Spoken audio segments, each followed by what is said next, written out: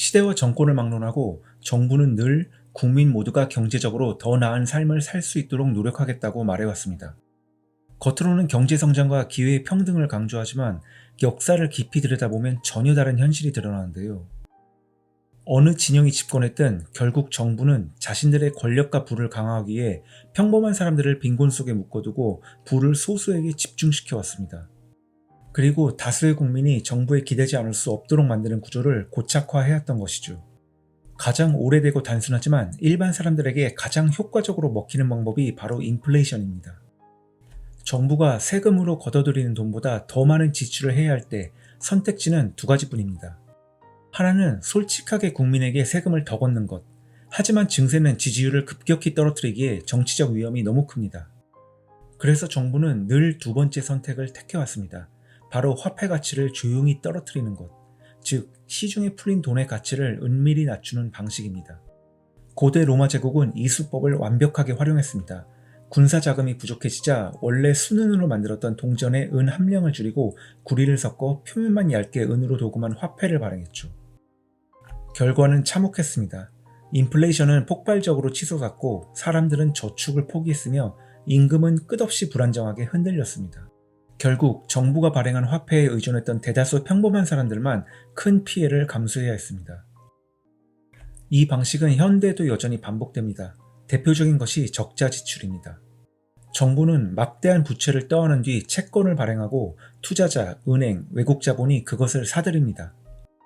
겉으로는 일자리 창출, 복지, 인프라 투자라는 그럴듯한 명분을 내세우지만 실제로는 기업 보조금이나 금융구제책으로 흘러들어갑니다.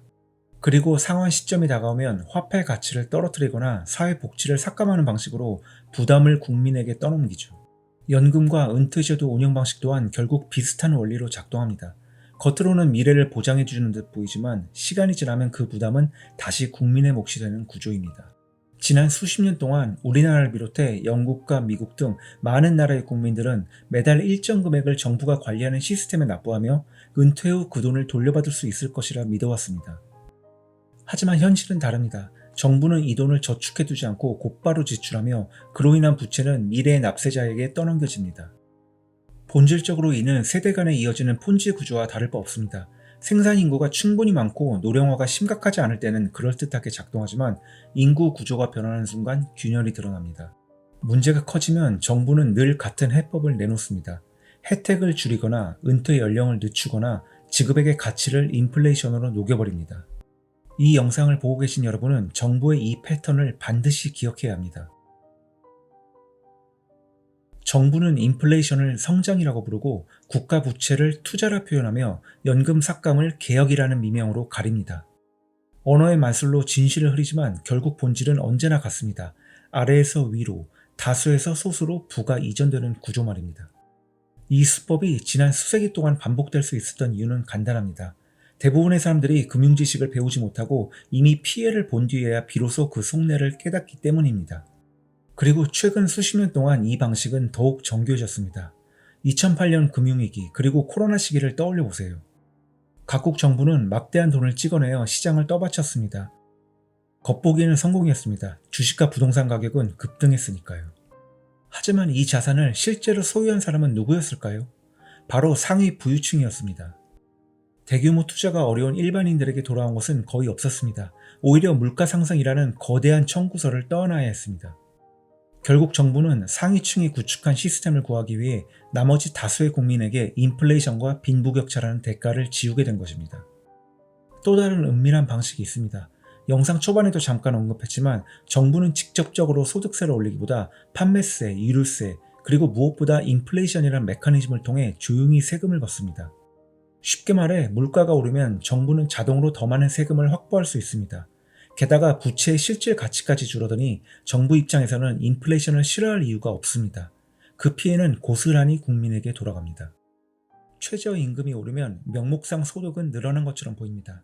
하지만 더 빠른 물가 상승이 뒤따르며 실제로는 같은 시간 일을 해도 체감되는 부는 줄어듭니다. 15,000원 했던 치킨이 지금은 얼마가 되었는지 굳이 말하지 않아도 다들 아실 겁니다. 대부분의 사람들은 이 연결고리를 알지 못한 채 더 열심히 일해도 실질적인 부는 줄어드는 경험만 하게 됩니다. 반면 금융 엘리트들은 점점 더 강력해지는 구조가 완성되는 것이죠. 자본주의의 현실은 냉혹합니다. 많은 사람들은 자신이 속고 있다는 사실조차 모른 채 살아갑니다. 인플레이션은 자연스러운 현상으로, 세금은 피할 수 없는 의무로, 구제금융은 자비로운 정책으로 받아들입니다. 정부의 언어를 그대로 믿고 금융 지식을 배우지 않기 때문입니다. 그리고 바로 이 무지가 가장 강력한 속임수이며 정부가 가장 선호하는 대중의 모습이기도 합니다. 금융 지식은 우리가 가진 가장 강력한 무기입니다. 수법을 알면 더 이상 컨트롤 당하지 않습니다. 그렇다면 무엇을 배워야 할까요? 첫째, 정부가 경기 부양책을 발표할 때 누가 가장 먼저 이익을 보는지 따져보세요. 인플레이션은 단순한 불운이 아닙니다. 누군가에게는 반드시 기회가 되고 그 대가를 국민이 치르는 구조라는 걸 반드시 기억해야 합니다. 둘째, 새로운 규제가 등장할 때 그 규제를 만든 세력과 실제로 이익을 보는 집단이 누구인지 살펴보세요. 겉으로는 공익처럼 포장되지만 속을 들여다보면 특정 기업이나 집단이 유리하게 설계된 경우가 많습니다. 셋째, 통화 가치가 흔들려도 버틸 수 있는 자산을 확보하세요. 부동산, 금, 비트코인처럼 시대에 따라 논란은 있지만 최소한 한쪽에만 의존하지 않고 분산된 가치 저장 수단을 가져야 합니다. 결국 세상은 언제나 같은 방식으로 돌아갑니다. 누군가는 속임수의 희생양이 되고 또 다른 누군가는 그 속임수를 간파해 기회를 잡습니다. 선택은 여러분의 몫입니다. 금융 지식을 무기로 삼을 것인지 아니면 무지 속에서 평생 누군가의 계산서만 대신 치를 것인지 말이죠. 앞으로 10년, 20년 뒤 여러분의 삶을 결정짓는 차이는 바로 오늘 어떤 눈으로 세상을 바라보느냐에 달려 있습니다.